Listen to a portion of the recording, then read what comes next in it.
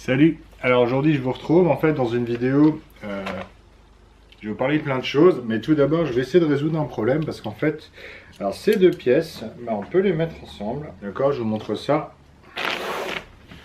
Donc ça c'est un selfie stick et ça c'est un support à action cam. Et en fait le problème, si on visse à fond, ça tourne, d'accord. Et du coup, si vous vous filmez avec le vent, ça bouge, donc c'est vraiment pas top. Donc je vais essayer de trouver un support qui va bien dans le kit que j'ai commandé. D'accord. Donc j'avais commandé ça il y a quelques temps sur Amazon. Ça coûte, je sais pas, 15 ou 20 euros. Il y a tout un tas de choses à l'intérieur. Donc là, il y a vraiment, c'est la caverne d'Alibaba pour GoPro. Voilà, je me suis installé, donc du coup aujourd'hui je vous retrouve dans mon bureau pour le moment. Après on va sortir, donc je voulais simplement vous raconter un petit peu. Donc là je filme sans micro, je vais vous parler de ça dans cette vidéo. Donc je voulais simplement aussi vous dire que voilà, ça fait 2 semaines que j'ai pas fait de vidéo je crois. Et parce que tout simplement j'étais vraiment surchargé. Donc pour tous ceux qui ont essayé de me joindre, qui m'ont contacté, voilà, ne vous inquiétez pas, ça, je vais y répondre en fait tout simplement parce que la semaine dernière, j'ai donné une formation à 8 personnes, donc c'était assez prenant. Et la semaine d'avant, je terminais les préparatifs. Du coup, j'ai vraiment focalisé, concentré mon temps là-dessus. Et tout le reste, c'était complètement optionnel, on va dire. Et donc, j'ai consacré finalement le reste de temps à ma famille. Et aujourd'hui, je vous retrouve dans cette vidéo. Je vais vous parler un petit peu de son. Tout à l'heure, je vais sortir un petit peu, je vous emmène avec moi. Mais tout d'abord, effectivement, je vais essayer de résoudre ce problème. Puisque voilà, j'ai différents supports. Je vais essayer de regarder un petit peu ce qu'on peut faire. D'accord, vous voyez qu'il y a plein de choses. Je vais regarder ce qu'on peut faire et puis je vous retrouve juste après. Bon, ça y est, j'ai trouvé la solution. Donc tout ça basta. Et en fait, je vous montre comment j'ai fait. Donc j'ai réussi à trouver un système qui limite la rotation. En fait, vous allez voir, c'est vraiment tout con. Il fallait juste se poser la bonne question. Donc voilà, j'ai mis ça dessus. Donc vous voyez deux petites rondelles. Et en fait pourquoi, parce que la vis ici elle est plus longue que la profondeur de l'écrou ici, d'accord. Donc on met simplement ça dessus. Et puis voilà. Tac, donc c'était la minute bricolage. Hein. C'est pas quelque chose que je fais d'habitude, mais voilà. Et du coup, voilà, là vous pouvez filmer, vous voyez, il y a une rotation qui est, alors ça bouge un tout petit peu quand on force, mais le problème que j'avais avant, c'est quand simplement par l'effet du vent, la caméra bougeait, donc ce qui est vraiment pas top. Et donc aujourd'hui je voulais vous parler de ça en fait, je vais utiliser cette perche à selfie, d'accord, donc c'est la perche qu'on peut trouver, c'est assez long, hein, ça fait bien 1 mètre je pense. Je vais utiliser ça et je vais utiliser également ici une action cam que je suis en train de recharger donc sur une batterie externe. Donc c'est la caméra d'action cam Park. Alors elle est censée être 4K, d'accord, mais les produits chinois 4K, il y en a très peu qui sont vraiment 4K. C'est-à-dire qu'elles vont filmer en fait en 1080 et ensuite étirer l'image au moment du stockage. Donc c'est vraiment pas du 4K. Et je dirais il ne faut pas se focaliser là-dessus, c'est pas très important aujourd'hui le 4K. Alors on est début 2017, le 4K c'est pas du tout important, en tout cas pour filmer quoi. Donc je vais aujourd'hui aussi enregistrer avec ça, donc c'est un appareil que j'ai l'habitude d'utiliser. Donc ça c'est le Zoom H1, d'accord, donc donc c'est un enregistreur de type dictaphone un peu évolué, qui a deux haut-parleurs deux micros intégrés, pardon. Et en fait je vais rajouter ceci. D'accord, donc c'est vraiment le micro-casque que j'utilise régulièrement. Donc là, je vous montre un petit peu mon matériel. Donc ça, c'est le micro-cravate que je mets ici au niveau du cou. D'accord, il y a une petite pince. Je fais passer le câble à l'intérieur sous mon pull et je branche donc ici l'entrée sur l'entrée Line-In. Voilà, c'est juste ça. On lance l'enregistrement là-dessus. Alors si vous n'avez pas d'enregistreur, vous pouvez bien sûr utiliser un smartphone par exemple, hein, ça marche bien aussi, je vous montrerai ça. Et voilà, tout simplement, donc d'accord, donc je vais enregistrer en fait la vidéo avec cette petite caméra d'action, le son avec cet enregistreur, et ensuite je vais synchroniser l'ensemble au montage. Et c'est en fait ça que je voulais vous montrer aujourd'hui, que je voulais vous en parler, puisque j'ai eu plusieurs questions là-dessus, des gens qui me disaient mais comment tu fais pour synchroniser le son avec l'enregistreur par exemple. Voilà, je vais vous parler de ça aujourd'hui. Donc, l'objectif aussi de cette vidéo, c'est de vous montrer qu'on peut utiliser peut-être une caméra pourrie. Hein. Vraiment, celle-là, elle est pas top. Elle coûte à peu près 70 € avec tout le kit, d'accord? Ici, vous avez un kit caisson étanche, etc. Donc, c'est vraiment pas mal, 70 € avec 2 batteries. Faut juste penser à rajouter une carte mémoire, mais c'est plutôt pas mal. Donc, ça permet de s'amuser, on va dire. C'est pas l'image de pro, mais ça permet de s'amuser. Et puis ça, je l'avais déjà acheté, je sais plus où en fait, mais c'est quelque chose qu'on trouve assez régulièrement en France, même hein, pour quelques euros. C'est une petite perche à selfie. Et celle-là, elle a un petit avantage, c'est qu'ici, on peut aussi fixer éventuellement ça sur un trépied, d'accord? Du coup, vous pouvez avoir un petit trépied portable, par exemple, et rajouter dessus une perche à selfie comme ça, c'est plutôt pas mal. Ça permet d'avoir un trépied, on va dire, assez compact. Voilà. Donc, bah, c'est parti, je vous emmène, je vais faire une petite balade, le soleil revient aujourd'hui, donc j'en profite, je vous emmène, et puis je vais filmer ça uniquement donc, avec ce matériel. Voilà, c'est parti.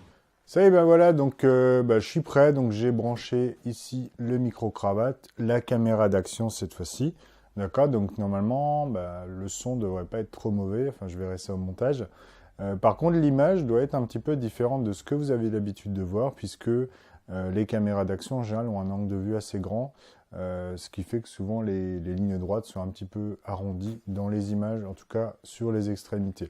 Par contre, ce qui est vraiment sympa, c'est que voilà, vous pouvez l'emmener assez facilement, c'est pas très grand, et puis c'est surtout très accessible, hein, puisque pour moins de 100 €, on a ce genre de choses qui peut du coup vous accompagner en montagne, sous l'eau, et puis voilà, pendant vos déplacements ou en vacances.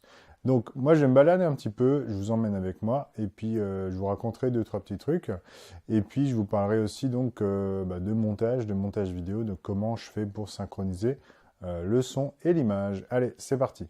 Ça y est, on se retrouve dehors, donc il y a pas mal de vent, j'espère que vous allez m'entendre.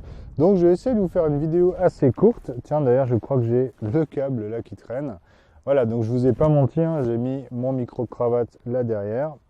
Voilà.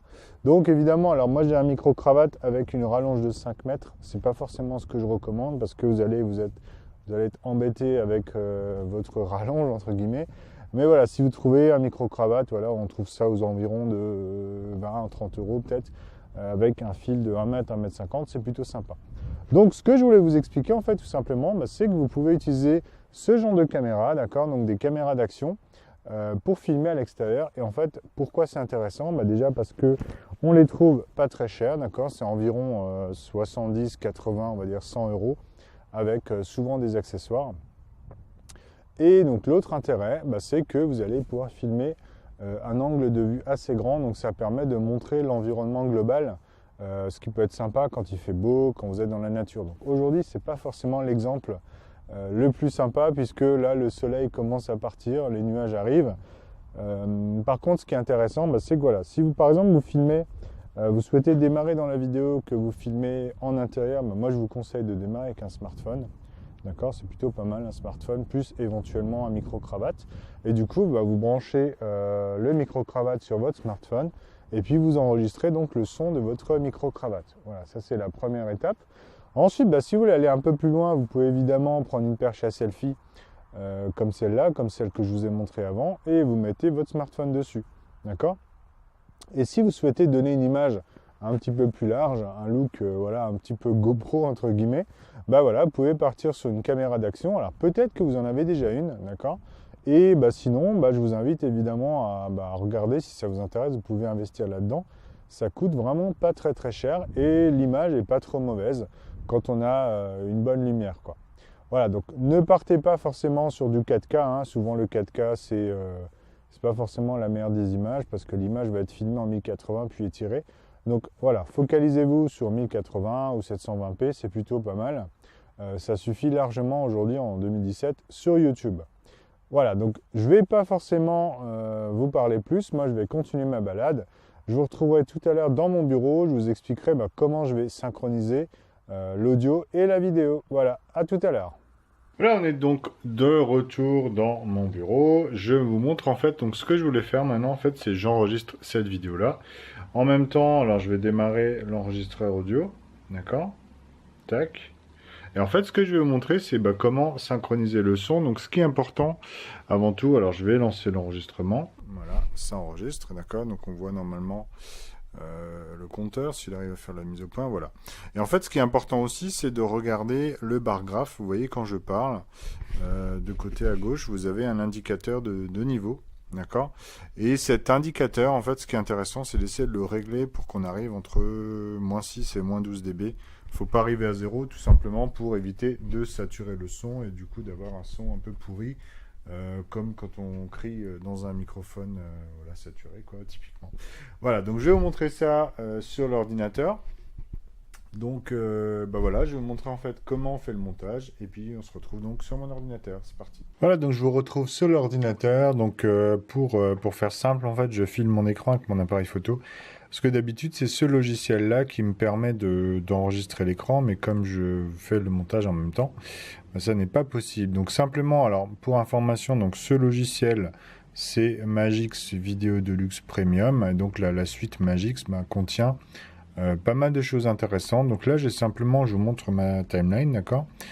J'ai simplement en fait posé les deux. Donc là, j'ai le son, enfin la vidéo, d'accord. Et puis en dessous, j'ai le son de l'enregistreur.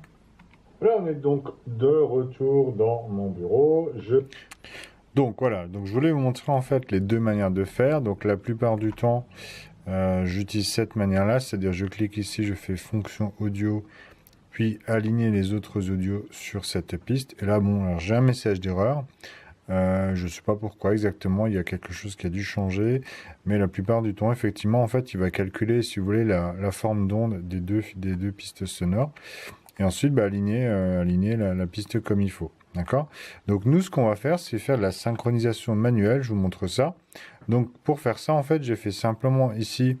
je fais Shift E pour calculer la forme d'onde, d'accord. Et ce qu'on va faire, c'est maintenant on va chercher une piste une forme qui se ressemble en haut et en bas, d'accord. Donc par exemple ici, je pense qu'on a quelque chose. Je ne sais pas, on va écouter. En même temps, alors je vais donc c'est pas ça. Ce qu'il faut voir en fait, c'est quand vous arrivez à avoir de l'écho. Alors normalement, je fais une synchronisation, c'est-à-dire je tape en fait je claque des doigts, d'accord. Ce qui permet de synchroniser les deux pistes son. Là, j'ai oublié de faire la synchro, donc ça vous montre pas. C'est pas un bon exemple, mais là, je pense que c'est pas mal. Et en fait, ce que je vais vous montrer. Alors, par exemple, si on ne trouve pas le son, voilà, je sais que par exemple j'ai enregistré après avoir démarré la vidéo, donc je pense que c'est plutôt comme ça. On va regarder en fait la vidéo. Donc de retour dans mon bureau, je vous montre en fait. Donc ce que je voulais faire maintenant en fait, c'est j'enregistre cette vidéo là. En même temps, alors je vais démarrer l'enregistreur audio, d'accord. Tac. Et en fait, ce que je vais vous montrer, c'est comment synchroniser le son. Donc ce qui est important avant tout, alors je vais lancer l'enregistrement. Voilà, là j'ai lancé l'enregistrement. Donc logiquement, on doit retrouver ça sur la piste aussi ici. Et là, lancer l'enregistrement. Voilà, ça enregistre, d'accord. Donc on voit. Voilà, donc là j'ai de l'écho. Ça veut dire que mes deux pistes son sont très très proches. Je pense que voilà, on va synchroniser ça. Là, vous voyez ici la forme. Donc là, on a une bosse qui descend. En fait, on va synchroniser ça ici le plus près possible. Et logiquement, donc on voit normalement. Les deux pistes son se superposent quasiment et on n'entend plus du tout d'écho. Et en fait, ce qu'il faut faire ensuite, c'est ici, vous prenez le son de votre piste audio de l'appareil photo, d'accord. On la met à 0 et donc normalement, voilà, ça enregistre, d'accord. Donc on voit normalement le compteur, s'il arrive à faire la mise au point, voilà. Et en fait, ce qui est important aussi, c'est de regarder le bar graphe. Vous voyez quand je parle. Voilà, donc ce que j'ai là, alors le son est pas très très fort, mais ce que j'ai là, c'est j'entends uniquement la piste qui est en bas, et parce que en fait j'ai mis ici à 0. Donc simplement, je reviens en arrière pour finir notre montage. Qu'est-ce qu'on va faire? Ici, je vais lancer l'enregistrement. Voilà. Voilà, je vais faire une coupure. Tac, ça je l'enlève. Et ici, cette fois-ci, je bascule sur le son. D'accord? Donc ici, on a le son de la caméra et à partir de là on aura le son uniquement du dictaphone. Je vais lancer l'enregistrement. Voilà, ça enregistre. Voilà, donc comme c'est pas très fort, on peut éventuellement normaliser le son. Ça peut être une idée. Le compteur, ouais, il n'est pas très fort, donc on va le mettre un peu plus fort. Sur la mise au point, ouais. Enregistrement, voilà, ça enregistre, d'accord. Donc on voit normalement le compteur, s'il arrive à faire la mise au point, voilà. Et en fait, ce qui est important aussi, c'est de regarder le bar graph. Vous voyez, quand je parle, et voilà. à gauche, vous avez donc vous voyez, c'est pas difficile en fait. Le plus important, c'est de générer finalement l'affichage sinusoïdal, hein, donc les formes d'ondes des deux pistes son. Et ensuite, ce que vous faites, vous essayez de trouver un pattern qui se ressemble, d'accord. Et puis, on peut utiliser la flèche, la ligne de temps, d'accord. Et on voit que par exemple là, on a une bosse qui démarre. Bah, on essaie d'aligner la bosse qui est en dessous également. Alors, si vous êtes voilà. Et donc, ce que je vous conseille, évidemment, c'est de ne pas oublier, quand vous démarrez la vidéo, vous claquez les doigts, par exemple, ce qui permet du coup d'avoir un pic sur vos deux pistes son au début pour faciliter la synchronisation. Voilà. Et donc, autre astuce, si vous faites beaucoup de coupures, en fait, moi, ce que je conseille très souvent, c'est de filmer, vous pouvez très bien filmer plusieurs minutes à la suite, en un seul enregistrement, d'accord, même si vous faites plusieurs prises, et ça permet en fait d'avoir qu'une seule synchro son à faire, même voilà, et puis à l'intérieur ensuite vous découpez vos pistes audio et vidéo, vous faites votre montage classiquement, mais une fois déjà synchronisé. Donc vous voyez, simplement c'était pour vous montrer qu'on peut faire une synchro son sans logiciel spécifique, hein. Là il faut juste un logiciel qui affiche les deux formes d'ondes. Et puis c'est parti, quoi. Donc c'est très très simple, donc n'hésitez pas. Donc pour la GoPro, l'Action Cam, ça fonctionne de la même manière. On fait la forme sinusoïdale, d'accord. Et puis on synchronise les deux très facilement à la main. Voilà, donc je vous remercie d'avoir regardé cette vidéo jusqu'au bout. C'était un petit peu plus long que d'habitude. N'hésitez pas aussi à laisser des commentaires si vous avez des questions un petit peu là-dessus. Et puis je vous dis à bientôt dans la prochaine vidéo. Salut!